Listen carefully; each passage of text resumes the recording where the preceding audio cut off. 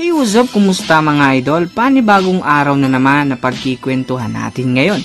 Well, hindi na nga natin to patatagalin pa. Kung bago ka sa aking channel, ay welcome sa J-Zone TV.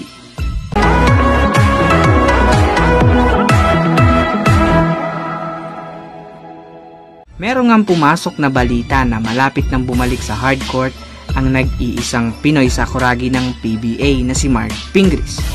Noong nakaraang taon nga ay sabi nila ay maglalaro na daw ito noong February, ngunit hindi nga ayon nangyari dahil as of now ay okay naman si Mark Pingris at patuloy pa rin ang pagre-recover nito.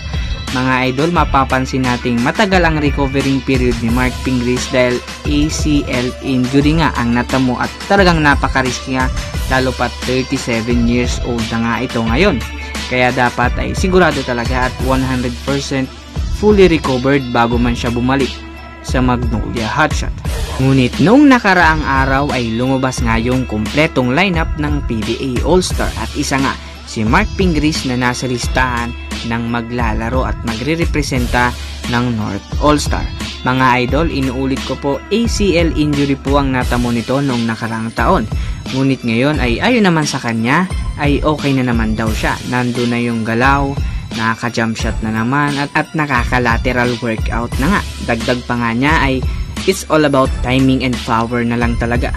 Kahit nga hindi ito nakapaglaro ng mahigit isang taon ay kasali pa rin siya sa All-Star na mismong magaganap sa Pangasinan na kanyang hometown. Ayon nga sa kanya ay kung palalaroin nga raw siya ay yung laro-laro lang, yung tipong pang fans nga lang at bawang pang entertainment lang para sa kasiyahan ng mga manunood. Kung pwedeng sumayaw ay sasayaw nga raw talaga siya. Mga idol, PBA All-Star Game nga po ito sa March 31 at bawang kasiyahan talaga. Kaya posibleng asahan nating makitang muli ang Pinoy Sakuragi na maglaro ulit sa kanyang pagbabalik sa hardcourt sa mismong harap ng kanyang mga kababayan sa Pangasinan. So yun mga idol, ang short video natin ngayon. Again, this is J-Zone TV. Don't forget to subscribe mga idol. I-click din yung notification bell para ma-notify kayo sa ating mga bagong uploads. So yun mga idol, maraming salamat sa panonood.